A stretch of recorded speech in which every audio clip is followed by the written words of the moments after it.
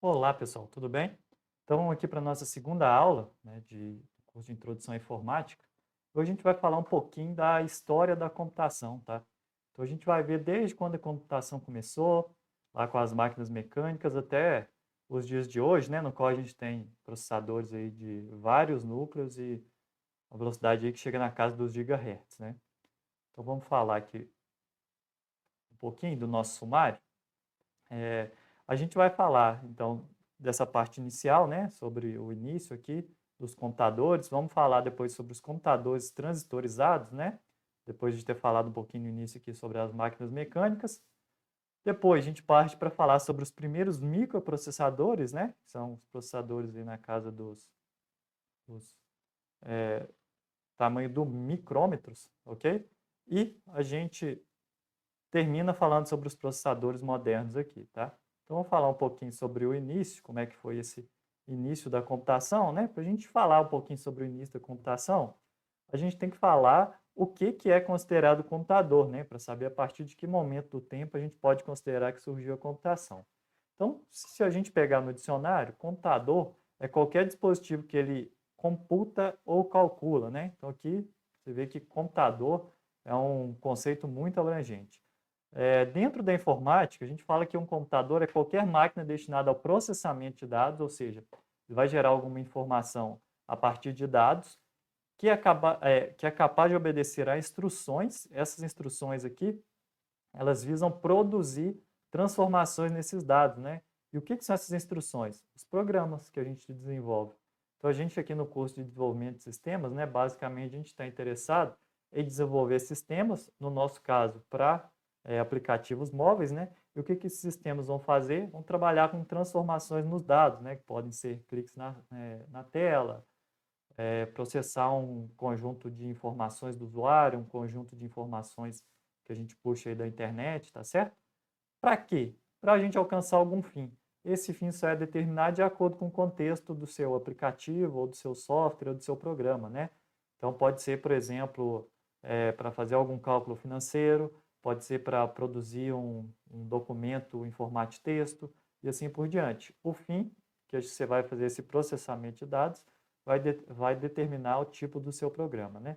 E a partir desse conceito, o primeiro computador que a gente concebe, então, é o ábaco, né? Que é utilizado é, desde 2000 a.C., tá? Aqui tem um exemplo. Então, ele, de acordo com essa definição aqui, é um dispositivo que vai computar e calcular dados para gerar uma saída, né? Na forma de uma calculadora bem antiga aí, tá certo?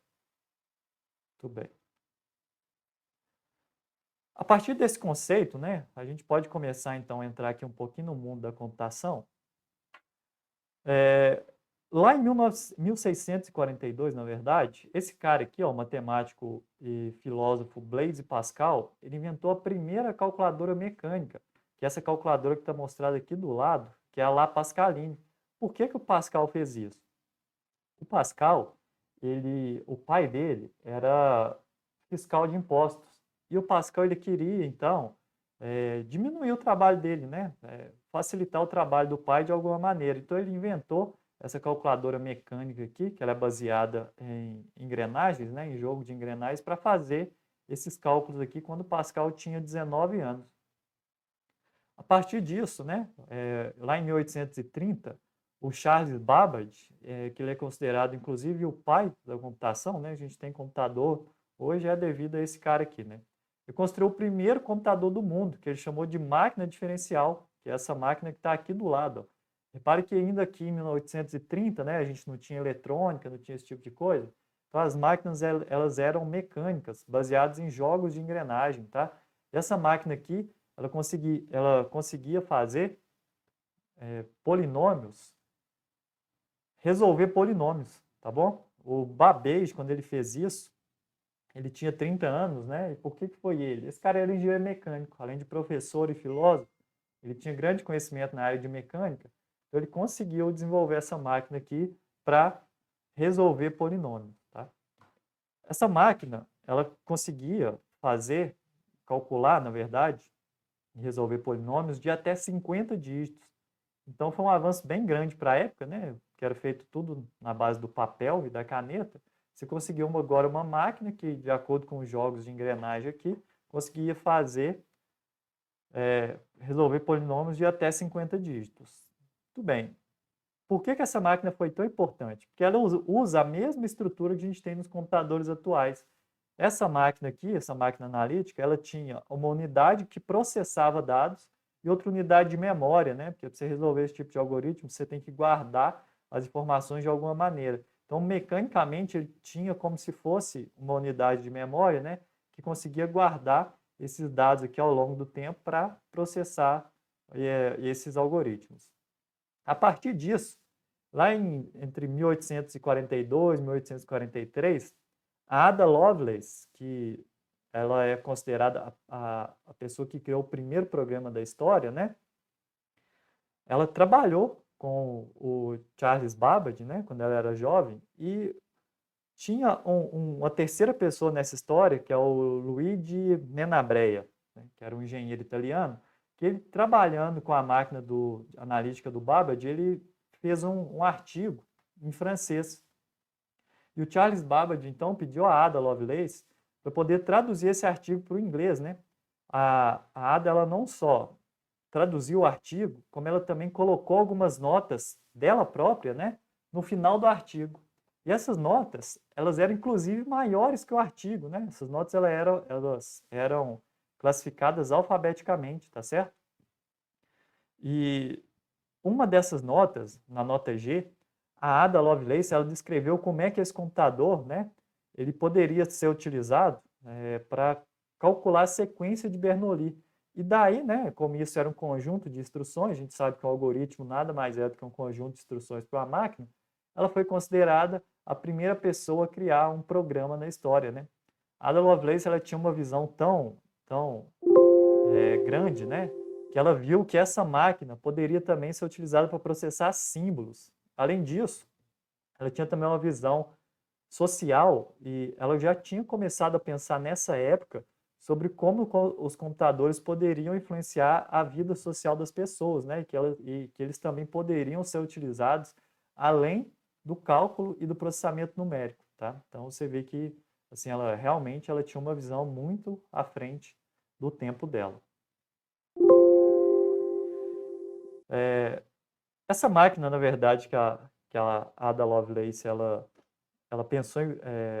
pensou sobre ela, né? Ela nunca foi construída, na verdade. 10 anos depois de ter criado o algoritmo, a Ada ela acabou falecendo, né?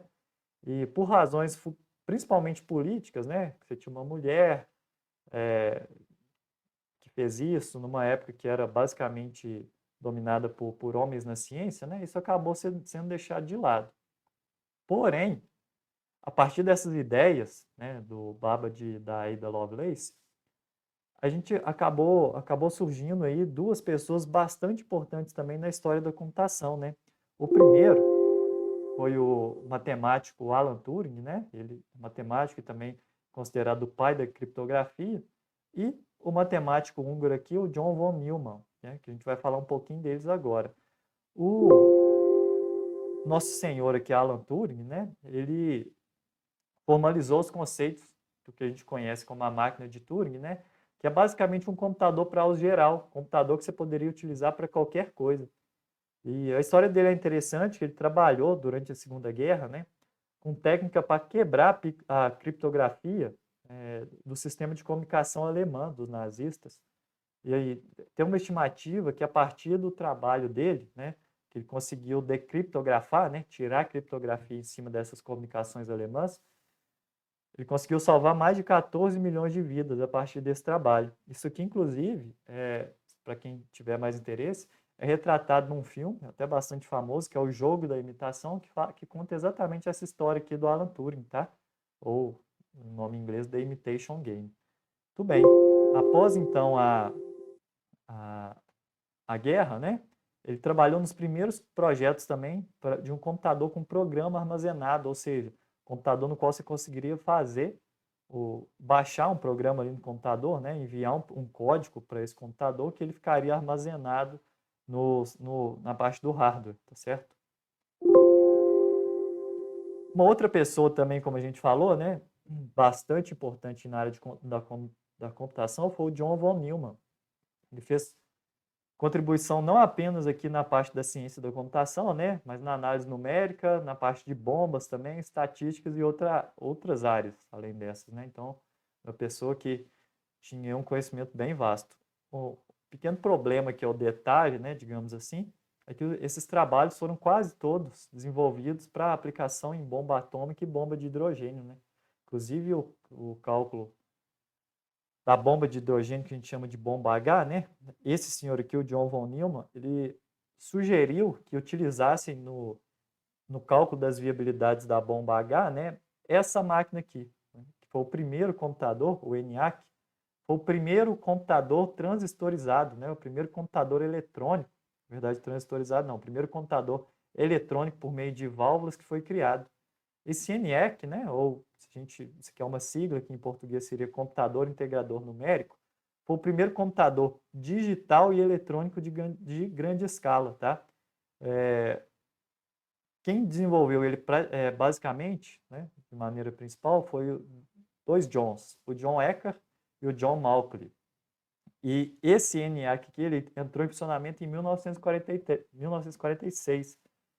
Foi um projeto, então tinha envolvido várias pessoas, né, nesse projeto aqui das universidades dos Estados Unidos. Como eu falei, inclusive o próprio John von Neumann, ele estava ali envolvido nesse ENIAC. E o sistema operacional do ENIAC, né, ele era basicamente composto por cartões perfurados. Então você programava esse cara aqui fazendo perfurações nos cartões de modo a falar o que a máquina, o nosso ENIAC aqui, ele deveria fazer, tá certo? Então isso aqui era basicamente um computador programável, só que programável por meio de instruções em cartões.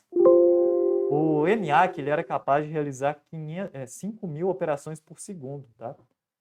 Para cálculo balístico, por exemplo, que até então você utilizava 12 horas para poder processar, ele fazia em 30 segundos. Era um computador bem grande, porque era um computador valvulado, ele ocupava uma sala de 10 metros por 15, né? Ou seja, 150 metros quadrados. Ele pesava 30 toneladas aproximadamente, né? E como era um computador valvulado, ele tinha mais de 17.000 válvulas, né? Que consumiam cerca de 150 kW de potência. Então, assim, era uma máquina grotescamente grande,